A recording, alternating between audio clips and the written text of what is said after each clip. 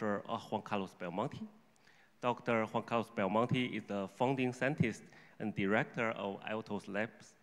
Previously, he was the Roger Gilman Chair and professor at the Salk Institute for Biological Studies in La Jolla, California for 30 years. His work has been key to uncovering fundamental principles that govern development, organ homeostasis, and regeneration, and ultimately, how alteration of these processes may lead to organismal aging. His work brings true promise to tackling aging and aging-related diseases. The focus of his talk today is on partial reprogramming, aging, and diseases. Please join me in welcoming Juan Carlos, please.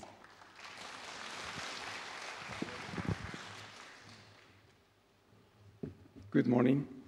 I would like first to thank the organizers, Cell Press and Westlake University, for their kind invitation to this wonderful city. Just as an anecdote, this was a city where we spent our honeymoon 40 years ago. My wife is there.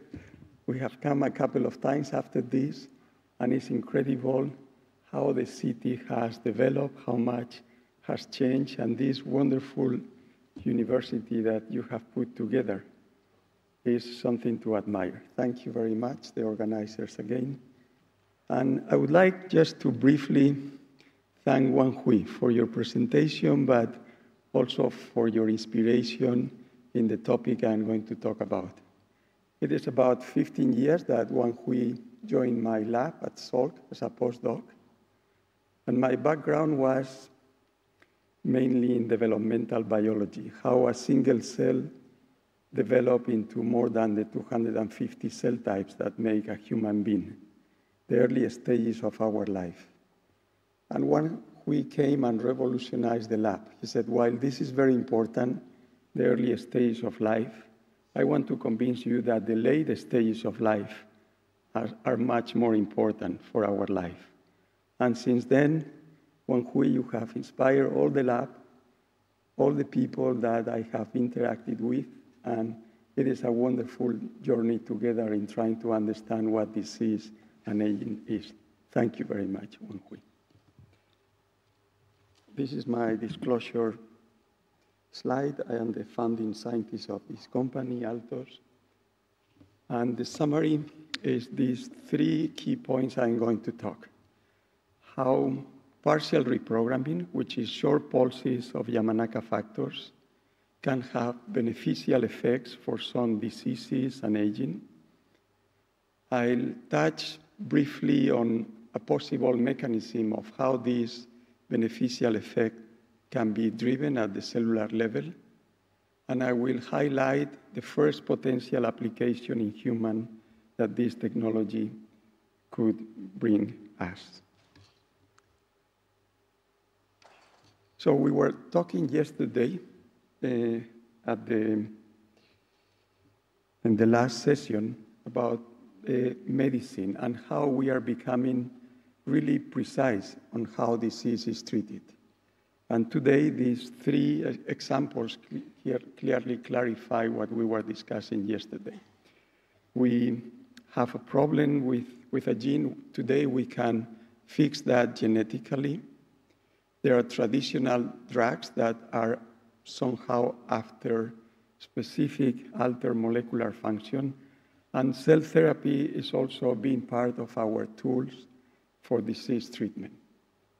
This is certainly highly disease-specific, and an example related to our conference here could be this one. A monogenic disease is a single base pair mutation that leads to this accelerated aging phenotype. And if we take the same mutation into mouse, this is a mouse that was generated by Carlos López-Otín, that he passed it to us. And we applied different gene editing technologies, 3 of them indicated here. You get a very different mouse. This mouse lives longer, it's healthier, increase many different cellular aspects that make this mouse much more resistant to disease. Now, unfortunately, there are not that, in humans, there are not that many diseases that we can pinpoint to a particular mutation. And as the theme has been of this conference, of how aging is perhaps the major risk factor for any disease, it is quite difficult to come up with this highly disease-specific treatment for diseases that we don't even know the cause or the molecular mechanism behind that. And it is clear that over time, our cells evolve from healthy cells to being very resilient while we are young to unhealthy and frail, and this correlates with disease. We define these loss of resilience, in other words, as loss of buffer capacity. Cells, when they are young, have a high level of this buffer capacity, and that can help them to cope with disease. When time passes, this buffer capacity of the cells go down and disease appear. You can see this in this graphic. On one side, we see buffer. On the other side, we see stress. At the bottom, we see time. At one moment, when the buffer capacity of the cell is not good enough to cope with the insult, is when disease appears. And what I'm going to, let me go backwards. It's not here, probably is the next one. What I'm going to tell you today is that this buffer capacity, it resides in many subcellular and molecular compartments of the cell, but I will argue that chromatin is at the very root of this buffer capacity.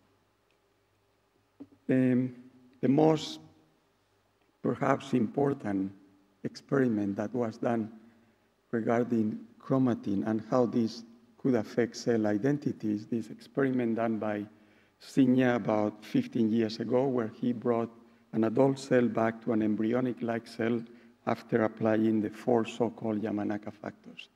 And when Signa and Manuel Serrano put these 4 factors in vivo in a mouse, what they observed is that the cells of this mouse, they differentiate and lead to many unwanted events like even tumors. To try to illustrate how changes in cell chromatin could also have a beneficial effect, we modify this protocol and apply to these progeroid mice. And rather than putting the 4 factors during a continuous time, we did short pulses of the Yamanaka factors twice a week for 3 or 4 times. And then what we saw is that something very similar to what we saw when these mice was edited genetically. The mouse now, after these short pulses of factors, lives longer. And what is something difficult for me to understand is how a feature like the nuclear envelope alteration that is present in these mice, it gets fixed. We're not fixing the mutation, but physical parameters, many of them I'm not going to cite here, they get fixed. How just changing the chromatin can change and revert all these physical parameters. This is something we are working on, but the message of this experiment is that we could increase the buffer capacity by short pulses of Yamanaka factors of these mice, and disease then appear later. The disease onset is delayed. Something very similar to what you do the genetic correction. These mice where we have applied the factors, we have not edited them, they still have the mutation, but the disease appear later. And that's the main message of what I want to tell you, that in addition to this highly precision medicine, which goes after the root cause of the problem, in this case, a particular mutation in this mouse, it can be phenocopied just by altering the spatial conformation of the chromatin, specifically with this treatment. And that leads to a delayed onset of the disease. Now, you may say that this is a very particular model and this doesn't apply to other situations. I'm going to tell you in 3 minutes a few of the other situations where we see that this concept applies. It applies to wild-type mice. We can do the same delaying of many diseases in wild-type mice. We can take other mutations, like, for instance, this one, the leptin mutation that leads to this obese phenotype. The mice don't stop eating, and with short pulses of Yamanaka factors, even they ingest the same amount of food, they don't become obese as the non-treated one. You can see this here, just the composition of the fat content, and there are other data that they have restored the glucose response as well. This is not only mutations. Here is an environmental obesity model. We give them a high-fat diet, and you can see with just 2 short pulses of these Yamanaka factors, the mice recover their normal weight, their normal metabolism. So the idea, again, is that can we apply this concept of increasing buffer capacity, and we'll go into a moment what this really means, in a variety of diseases so that they take longer to appear, or we could think even of reversing them. Another example is, for instance, this overdose of a chemical, in this case, acetaminophen. When you give high dose of acetaminophen to the mice, you can see in the blue line, after 10 days, all the mice are dead with this particular dose. So if you just do a couple of pulses of these Yamanaka factors, 50% of the mice recover, and they eliminate all the symptoms of this acute toxicity that is seen in these mice. Another model is partial hepatectomy. The liver normally regenerates, especially when the liver is young, but we can see here that it regenerates much better and much faster when these short pulses of factors are applied. I'm going to give you a couple of more examples, perhaps just one, on this issue of regeneration. It can increase even the muscle ability in young mice to regenerate the muscle. This can be done in a much faster way. We have now done this in all mice as well, and we observe the same recovery of the regeneration ability that is normally not seen that well in aged mice. I could go on and on, and these experiments have been now done and expanded by many other labs. The main message is that here we're giving short pulses of these Yamanaka factors to many different disease animal models that we develop in the lab, and all of them, with no exception, we are now about 20 models that we have tried, 20 different diseases, we see a beneficial outcome. The message, the first one, is that it's very difficult to believe. How can you just with one treatment impact in all these different diseases? So how does this work? It has to work not in a very specific pathway. It has to do something with, it's quite important for the cell to function, independent of the alteration that that cell goes through. So one of the first ideas that we have based on Signa experiment, he's resetting the entire chromatin, is to focus our attention in what happens with the chromatin immediately after we add these factors.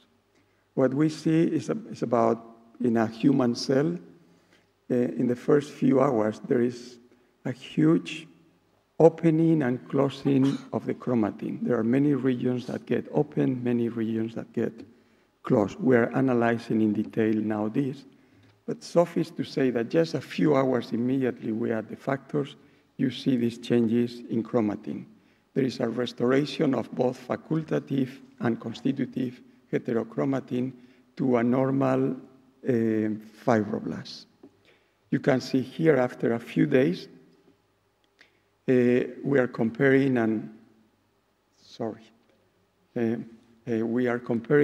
old cell and a young cell, and we can see that maybe you can add it, if you can put it, it will come back. Maybe I keep talking. Basically, the idea is that when we look at the closure and opening of the chromatin, you can see in the first few hours after the Yamanaka factors are added that there is a closure of the chromatin very similar to what is seen in a healthy cells. So these changes in the closure of the chromatin, we believe, since they happen very early, that they could be, sorry about this, we can go to the next slide, that they could be important for eliciting these beneficial effects. Okay, here we are.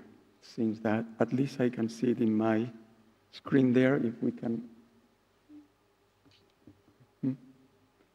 go to the next slide.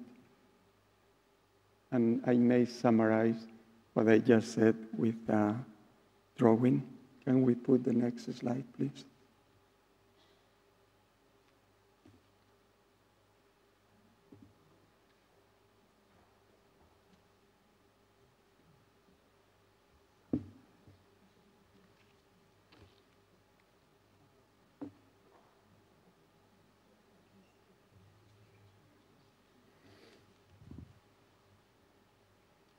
Here, thank you. So the message of these studies, and I don't have the time to go through, and not only in our particular case, but in general during disease and aging, we see that the general trend is to have a closure of the chromatin in early, young, healthy cells, an opening of the chromatin that lead to loss of cell identity in disease and old cells. And perhaps this is at the root of the changes we see, the beneficial outcomes that we see, is that we restore the chromatin structure to young levels that somehow maintain the fidelity and the cell identity of particular cells we are targeting, and that elicit proper and beneficial outcome. So what are the mechanisms? In addition to this idea that the chromatin, it's important, these changes in the structure of the chromatin. I mentioned that all these happen in any model that we try. Therefore, it needs to work to something that is happening in every cell independently of the disease. We have done a very deep analysis of the pathways that change during aging. And as you can see here, at the very top, the two pathways that change mostly with aging is remodelation of the extracellular matrix and a mesenchymal drift, epithelial to mesenchymal transition in every cell that age, in every cell that is diseased. We have looked now over 40 diseases, and we see the same pattern that you see here, remodelation of the extracellular matrix and epithelial mesenchymal drift. Now, this epithelial mesenchymal transition is certainly, and we know this, very well related to inflammation and fibrosis. And as I was mentioning yesterday, very nice human analysis study that was published a few months ago indicate that the common cause of organ failure in humans during aging is fibrosis, which is related to this epithelial mesenchymal transition. Just a couple of examples. These are some of the human diseases that we have been looking at: eye disease, lung disease, kidney disease, and in all of them, and here you can see, for instance, in the case of kidney, in liver disease, in the different NAS progression models that we have, you see an increase in this mesenchymal drift. You can see this in acute and chronic kidney diseases, You can see this in different lung diseases, this increase in mesenchymal drift, as well as in kidney. I said, sorry, heart before. So I could go on and on and on, but it's a characteristic of any disease, this mesenchymal drift. Now, coincidentally, when we look at the very early stages of partial reprogramming, the first few hours, Ronghui, Li, now in the lab, and as well as Konrad Hochelinder, they indicated that there is this mesenchymal epithelial transition in the very first hours of the process of the partial reprogramming. And the 4 factors, the Yamanaka factors, inhibit TGF signaling and this mesenchymal drift. As you can see here, for instance, in different markers of this epithelial mesenchymal process, you can see that in the very first hours of partial reprogramming, there is a downregulation of these characteristic mesenchymal signatures. And more importantly, we have been looking at fibrosis in many different organs. This is a case of the kidney, and how in the partial reprogramming protocol, this fibrosis is very much improved after the short pulses of Yamanaka factor. So if you look now at the single cell sequence, you can see all these dots. Let me see if I cannot point it out, but you can see, just focus on the partial reprogramming square, the green one, forget about the other trajectories. You can see a reduction. Oh, thank you.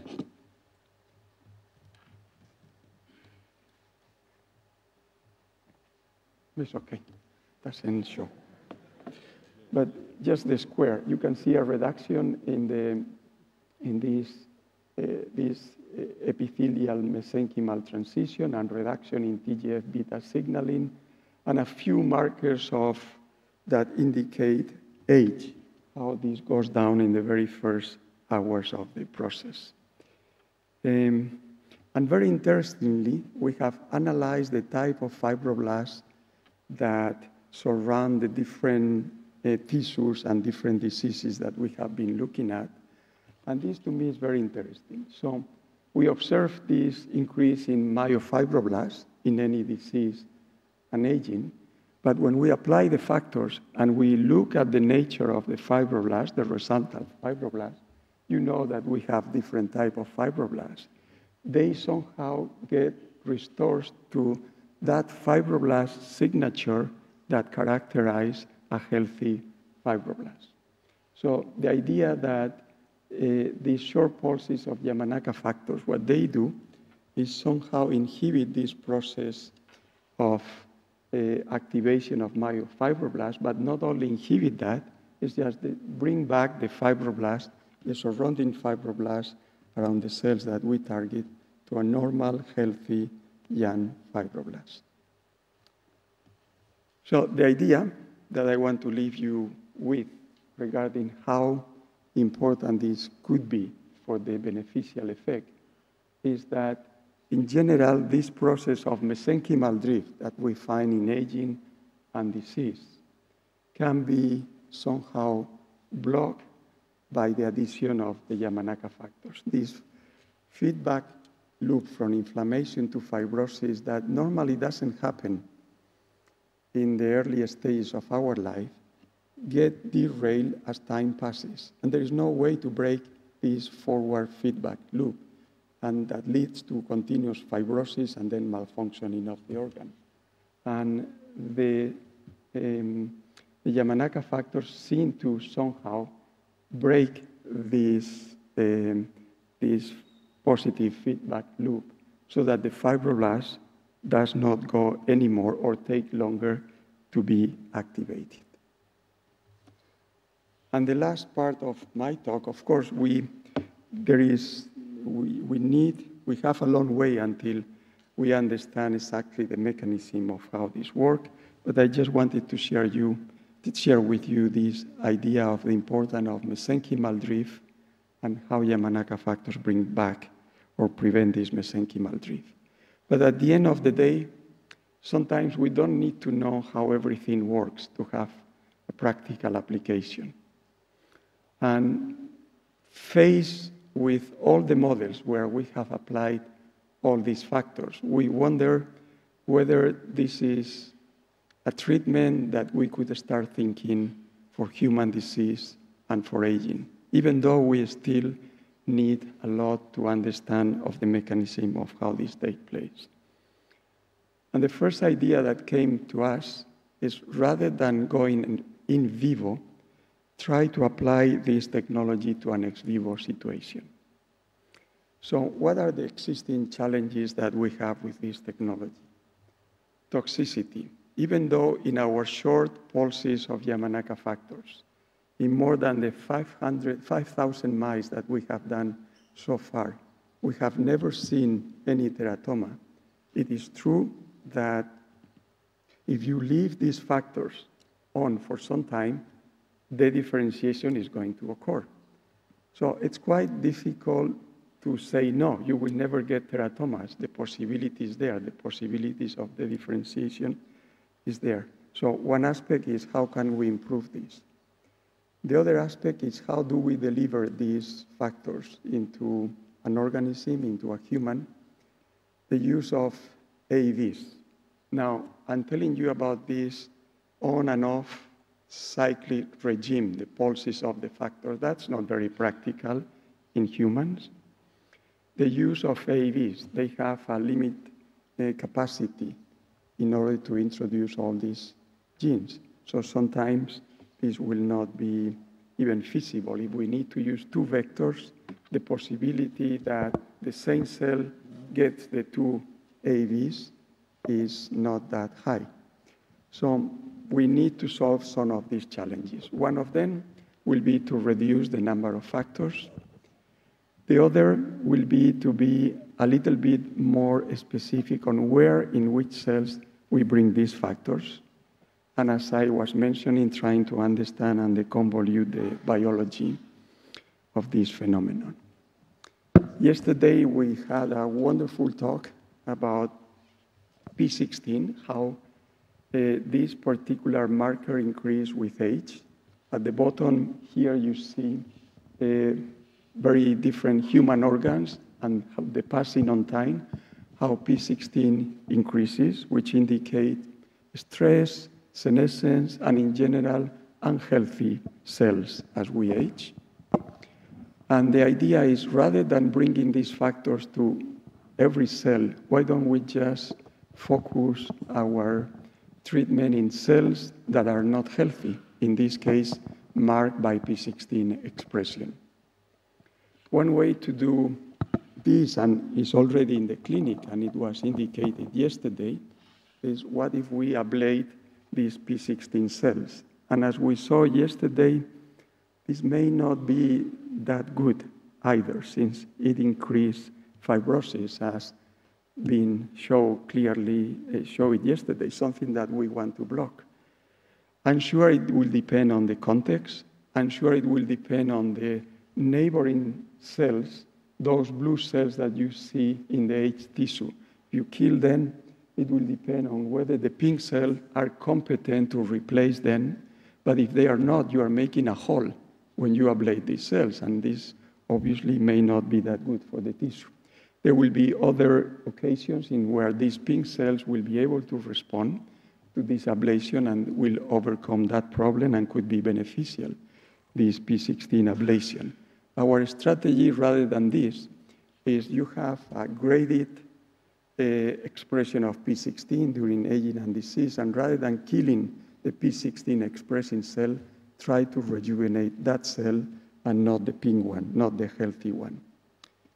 So what I was telling you, trying to reduce the number of factors and trying to bring the factors to specific cell types. Here's an example.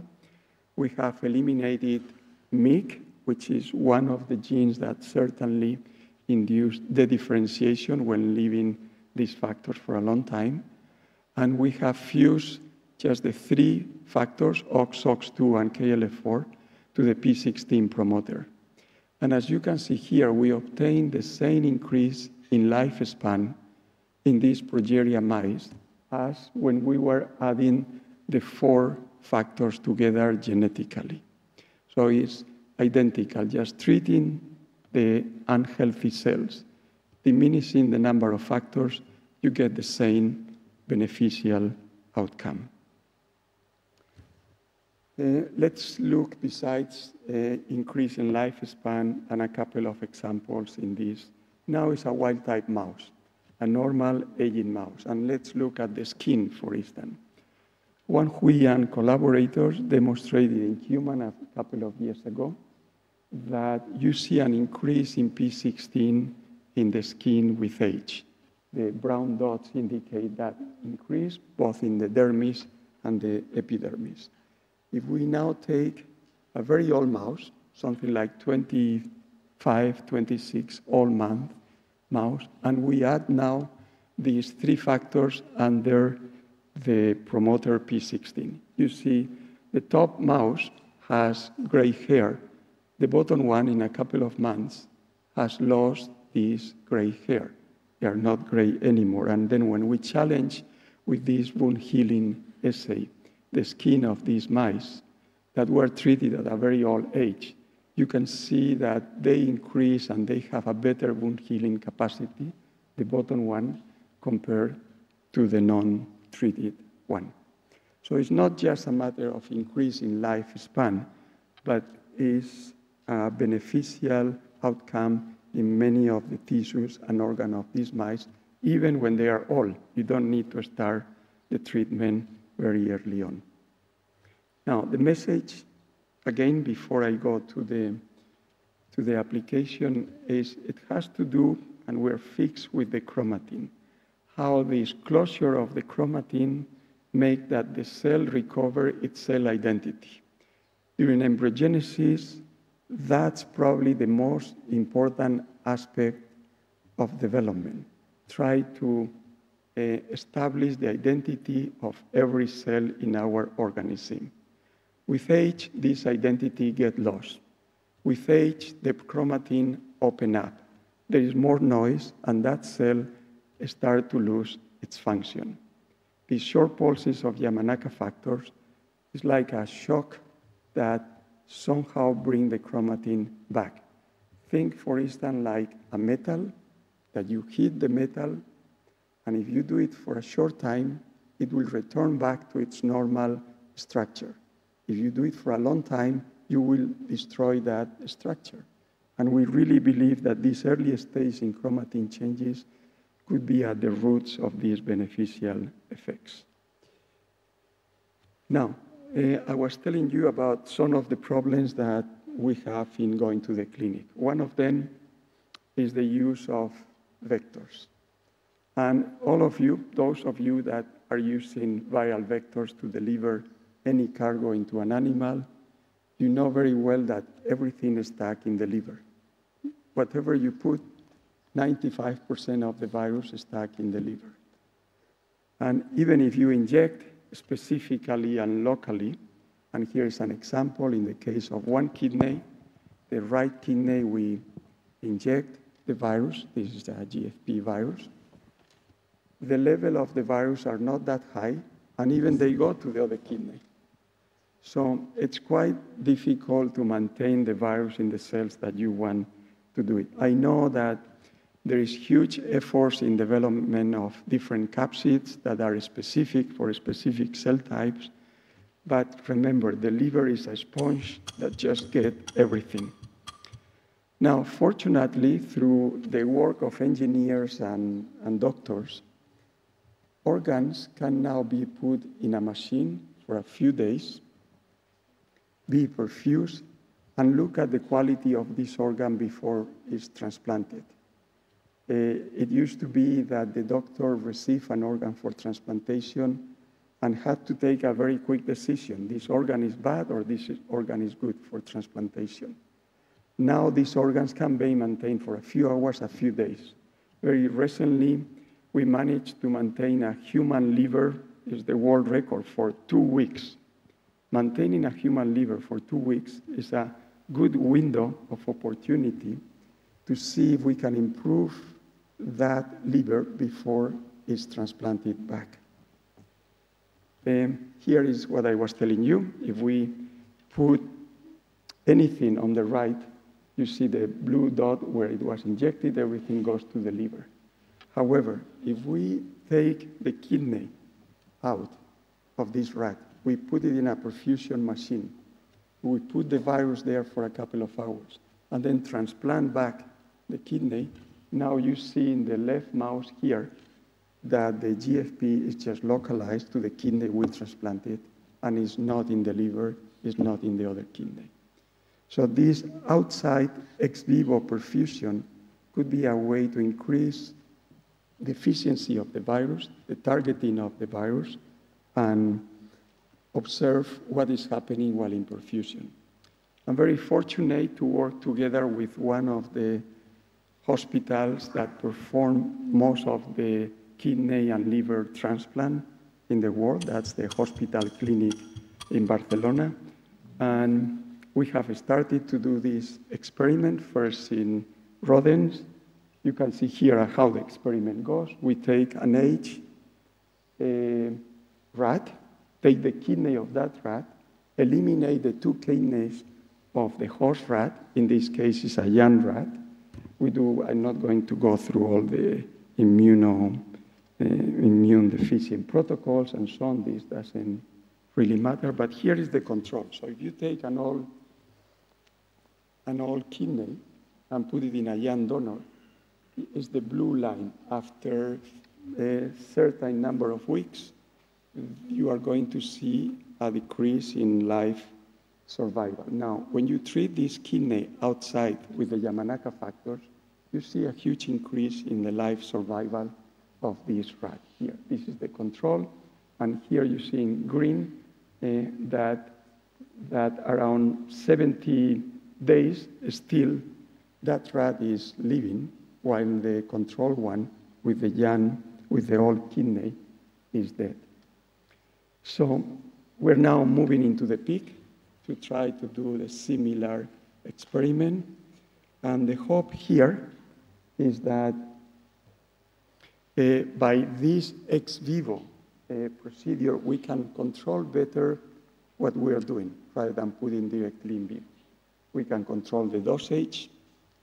We can avoid that the virus goes somewhere else.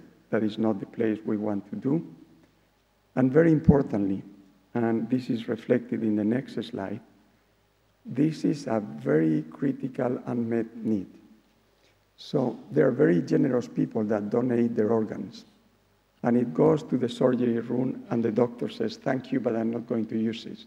This organ is fibrotic, this organ is old, and will not do good. And they just get trashed. And there is a huge, huge number, specifically, for instance, in Spain, of organs that get just trashed. In the States, even more. The quality of the organs need to be better. What if we were to work with these organs and trying to improve their quality so that convince the doctor that maybe then it's worth it to transplant that organ? And the possibility of maintaining an organ for a week or 2 weeks and do all the tests and parameters that we can check to see if that kidney, that liver is now working better, certainly could be an application before we can decide to not work. Okay, before we want to go to in vivo. So if you can pass the slide, and this will be my last slide.